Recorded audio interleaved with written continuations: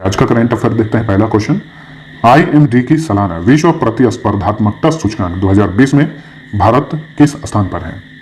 इसमें भारत 43वें स्थान पर है। ऑप्शन बी सही उत्तर है।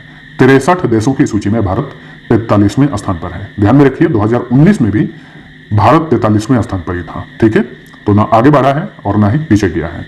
इस वर्ष भी भारत 43वें स्थान पर है। ये जो सूचकांक जारी किया गया है, ये विभिन्न पहलुओं के 340 मानदंडों के आधार पर जारी किया गया है। इस सूचकांक में पहले स्थान पर सिंगापुर है। 2019 में भी सिंगापुर पहले स्थान पर था। दूसरे स्थान पर डेनमार्क है, तीसरे स्थान पर स्विट्जरलैंड और चौथे स्थान पर है नीदरलैंड। सेम इसी तरह से WEF यानी वर्ल्ड इकोनॉमिक फोरम ने एक सूचकांक जारी किया है जनवरी 2020 में। उस सूचकांक नाम है विश्व प्रतिभा प्रतिस्पर्धात्मकता सूचकांक। ठीक है, अगर यहाँ पे आप प्रतिभा जोड़ देंगे इस सूचकांक में, क्योंकि सेम नाम है इसलिए कंफ्यूज हो सकते हैं, तो विश्व प्रतिस्पर्धात्मकता सूचकांक 2020 में भारत 43वें स्थान पर है। और जो WEF ने जनवरी में सूचकांक जारी किया विश्व प्रतिभा प्रतिस्पर्धात्मकता सूचकांक, उसमें भारत 72वें स्थान पर है। ठीक है, ध्यान में रखिएगा इसे भी। ये जो IMD है ये स्विट्जरलैंड में स्थित बिजनेस स्कूल है। इसका फुल फॉर्म होता है international institute for management development. 1989 से ही IMD इस तरह का सूचकांक जारी करता है। किस देश की विजय दिवस परेड में हिस्सा लेने के लिए भारत पहली बार तीनों सेनाओं को भेजने की घोषणा की है?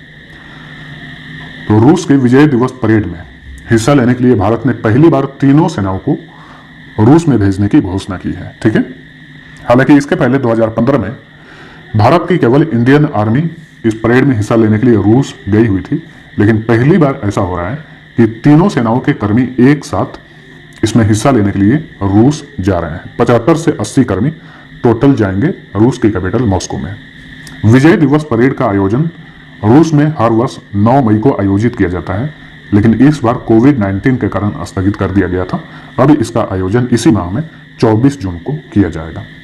आपको बता दें कि 1945 में नाजी जर्मनी के आत्मसमर्पण को चिन्हित करने के लिए रूस हर साल ये विक्ट्री डे परेड यानी विजय दिवस परेड आयोजित करता है। ठीक है, रूस की बात करें तो क्षेत्रफल के हिसाब से विश्व का सबसे बड़ा देश है। कैपिटल है मॉस्को, राष्ट्रपति हैं व्लादिमीर पुतिन, प्राइम मिनिस्टर है मिखाइल मिशुस्टिन, संसद का नाम है ड्यूमा और मुद्रा का नाम है रूबल। किस भाषा में बनी लघु फिल्म मर्त्यपुरा रे जमराज ने कोविड-19 इंटरनेशनल फिल्म फेस्टिवल में एक विशेष जूरी पुरस्कार जीता है? यह फिल्म ओडिया भाषा में बनी है। ऑप्शन सी सही उत्तर है। मर्त्यपुरा रे जमराज ये एक लघु फिल्म है। ओडिशा के गंजम जिले के अंकुशपुर गांव के एक समूह द्वारा यह फिल्म बनाई गया है। वो एक चित्रकार हैं, लेकिन इस फिल्म का निर्देशन उन्होंने ही किया है। नाम है तेजस्वी रथ। ये फिल्म मात्र 13 मिनट की है, लघु फिल्म है, और ये हास्य के माध्यम से कोरोना वायरस के प्रसार को रोकने के लिए ग्रामीण क्षेत्रों में जागरूकता फैलाती है। और इस फिल्म फेस्टिवल का आयोजन किया गया था वीडियो कॉन्फ्रेंसिंग के माध्यम से। भारत के किस अग्रणी भुगतान बैंक ने हाल ही में सूक्ष्म, लघु और मध्यम उद्योगों के लिए सुरक्षा वेतन खाता लॉन्च किया है? एयरटेल पेमेंट्स बैंक ने। ऑप्शन बी सही उत्तर है।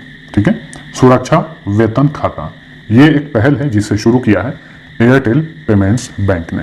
ये पहल MSME यानी सूक्ष्म, लघु और मध्यम उद्योग और अन्य संगठनों को कैशलेस भुगतान करने में सक्षम बनाएगा, और यह पहल व्यक्तिगत दुर्घटना बीमा कवर भी प्रदान करेगा। ठीक है, एयरटेल पेमेंट्स बैंक इसे लॉन्च किया गया था 2017 में।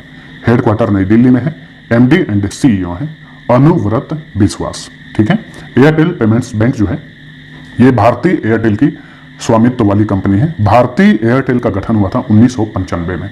उसका भी हेडक्वार्टर नई दिल्ली में है, और भारतीय एयरटेल के चेयरमैन है सुनील भारती मित्तल, और MD एंड CEO है गोपाल विट्टल। डिजिटल संगीत प्लेटफॉर्म क्यू की डिजिटल मीडिया के सह संस्थापक और CEO का क्या नाम है, जिनका हाल ही में निधन हो गया? उनका नाम है समीर बंगारा। हाल ही में इनका निधन हो गया है रोड दुर्घटना में। 46 वर्ष की आयु में इनका निधन हो गया है। ये क्योंकि डिजिटल मीडिया है, ये एक डिजिटल संगीत प्लेटफॉर्म है, उसके सह संस्थापक और CEO यानी मुख्य कार्यकारी अधिकारी थे। हाल ही में इनका निधन हो गया है। समीर बंगारा डिज्नी इंडिया के भी मैनेजिंग डायरेक्टर रह चुके थे। ठीक है, और क्योंकि डिजिटल मीडिया जो है इसे फिल्म निर्देशक शेखर कपूर और संगीतकार हैं AR रहमान, उन्होंने 2012 में लॉन्च किया था।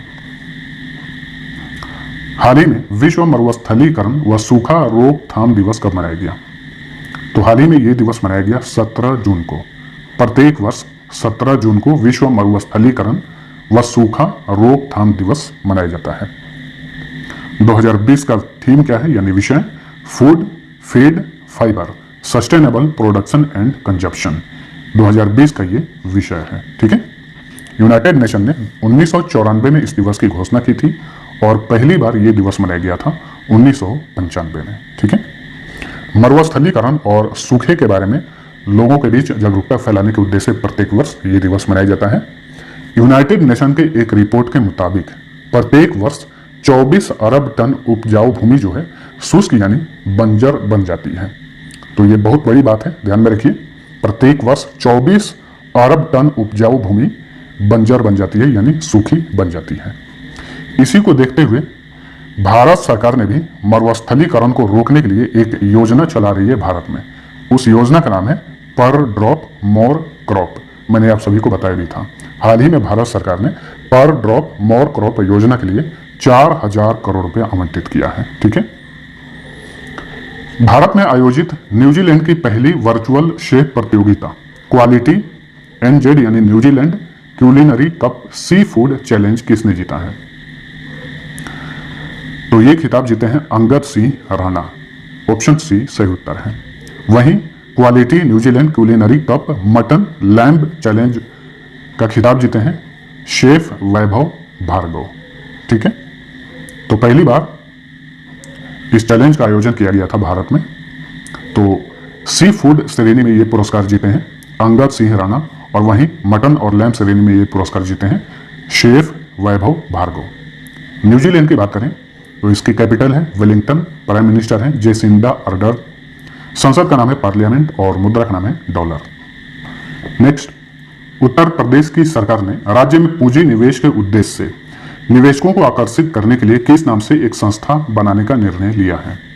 तो हाल ही में उत्तर प्रदेश की सरकार ने इन्वेस्ट यूपी नाम से एक संस्था बनाने का निर्णय लिया है। इस संस्था को बनाने का उद्देश्य है राज्य में पूंजी निवेश के लिए निवेशकों को आकर्षित करना। निवेशकों द्वारा राज्य में किए जा रहे निवेश से संबंधित बाधाओं को भी दूर करेगी यह संस्था। ध्यान में रखिए, उत्तर प्रदेश में बहुत सालों से निवेश का काम एक संस्था देखती है, उसका नाम है उद्योग बंधु। ठीक है, तो उद्योग बंधु को भी इन्वेस्ट यूपी में विलय कर दिया जाएगा। इन्वेस्ट इंडिया के तर्ज पर उत्तर प्रदेश की सरकार ने इन्वेस्ट यूपी नामक संस्था स्थापित करने की घोषणा की है। और इन्वेस्ट यूपी जो संस्था होगा, इस संस्था के बोर्ड के अध्यक्ष होंगे उत्तर प्रदेश के मुख्यमंत्री योगी आदित्यनाथ। अब यहाँ पे बात चला है उत्तर प्रदेश का। उत्तर प्रदेश की सरकार ने हाल ही में अंतर्राष्ट्रीय बाल श्रम निषेध दिवस के अवसर पर एक योजना लॉन्च किया है। उस योजना का नाम है बाल श्रमिक विद्या योजना। ठीक है, उस योजना के तहत लड़का को 1000 रुपये और लड़की को 1200 रुपये प्रति माह दिया जाएगा। बाल श्रम को रोकने के लिए जो बच्चे जो है काम करते हैं पढ़ाई छोड़कर, उन्हें पढ़ाया जाएगा काम छुड़वाकर। इसी उद्देश्य से बाल श्रमिक विद्या योजना लॉन्च किया है उत्तर प्रदेश की सरकार ने। सेम इसी तरह से महिलाओं के लिए वहां पे बहुत सारी योजनाएं अभी चल रही हैं, जैसे कि कन्या विद्या धन योजना, भाग्य लक्ष्मी योजना, कन्या सुमंगला योजना, बालिका मदद योजना। और रोजगार पैदा करने और कौशल प्रदान करने के उद्देश्य से भी वहां पे कुछ योजनाएं चल रही हैं अभी। कौशल सतरंग योजना, युवा हब योजना और मुख्यमंत्री अप्रेंटिसशिप योजना। अब हम फटाफट उत्तर प्रदेश के बारे में रिवीजन कर लेते हैं। उत्तर प्रदेश की सीमा भारत के 8 राज्यों को लगती है। तो यह रहा उत्तर प्रदेश। इसकी सीमा बिहार, झारखंड, छत्तीसगढ़, मध्य प्रदेश, राजस्थान, हरियाणा, हिमाचल प्रदेश और उत्तराखंड से लगती है, 8 राज्यों से। और एक केंद्र शासित प्रदेश से भी इसकी सीमा लगती है, दिल्ली से। ठीक है, और एक कंट्री से भी, नेपाल से। गठन हुआ था 24 जनवरी 1950 को। जिलों की संख्या 75 है। भारत में सबसे अधिक जिले उत्तर प्रदेश में है। राजधानी लखनऊ। योगी आदित्यनाथ मुख्यमंत्री हैं। राज्यपाल हैं आनंदीबेन पटेल। मुख्य न्यायाधीश हैं गोविंद माथुर इलाहाबाद हाईकोर्ट के मुख्य न्यायाधीश हैं। लोकसभा सीट 80, राज्यसभा सीट 31, विधानसभा सीट कुल 404 है। एक सीट पर राज्यपाल द्वारा मनोनीत किया जाता है। विधान परिषद सीट की संख्या 100 है। ध्यान में रखिए, ये जितने भी सीट हैं, भारत में सबसे अधिक सीटों की संख्या उत्तर प्रदेश में ही है। ठीक है, चाहे वो लोकसभा, राज्यसभा, विधानसभा हो या फिर विधान परिषद हो। राजकीय पशु बारहसिंगा, राजकीय पक्षी सारस, राजकीय पेड़ अशोक, राजकीय फूल पलाश, राजकीय फल आम, राजकीय मिठाई जलेबी, रासलीला झूला, कजरी, जब्दा, चाचरी, नौटंकी तथा जैता यहाँ का लोक नृत्य है। दुधवा राष्ट्रीय उद्यान, इसे टाइगर रिजर्व भी घोषित किया गया है। अमानगढ़ टाइगर रिजर्व तथा पीलीभीत टाइगर रिजर्व उत्तर प्रदेश में है। चंद्रप्रभा वन्यजीव अभयारण्य, हस्तिनापुर वन्यजीव अभयारण्य तथा रानीपुर वन्यजीव अभयारण्य सभी यूपी में है। रिहंद डैम गोविंद वल्लभ पंत सागर पर, माता टीला डैम बेतवा नदी पर है। ध्यान में रखिए, गोविंद वल्लभ पंत सागर जो है ये भारत की सबसे बड़ी कृत्रिम सागर है। आधिकारिक भाषा हिंदी है। भारत सरकार ने पीएम केयर्स फंड के लिए चार्टर्ड अकाउंटेंट्स फर्म को अगले, यानी किस चार्टर्ड अकाउंटेंट्स फर्म को अगले 3 वर्षों के लिए अपने ऑडिटर के रूप में नियुक्त किया है? इस फर्म का नाम है shark and associates. Option A सही उत्तर है।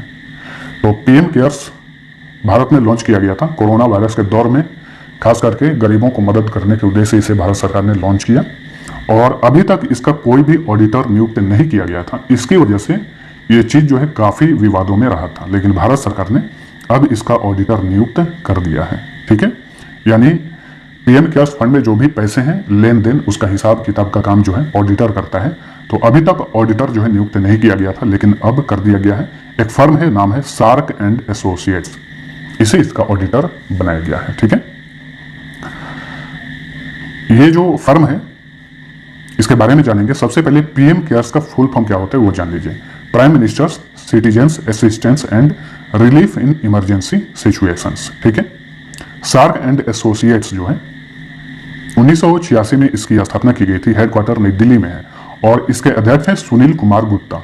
सुनील कुमार गुप्ता जो है 2019 से प्रधानमंत्री राहत कोष के भी ऑडिटर हैं वर्तमान में। एक प्रधानमंत्री राहत कोष पहले से ही है, उसके ऑडिटर हैं सुनील कुमार गुप्ता।